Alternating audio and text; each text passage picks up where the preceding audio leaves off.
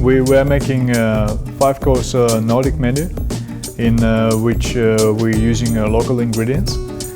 We try to highlight local quality products, but we're also trying to highlight it together with seafood and local quail. We have it as a theme in the Bocuse d'Or competition, so my idea is to highlight this product in a Nordic menu and use it in a very simple but also very delicious, tasty way.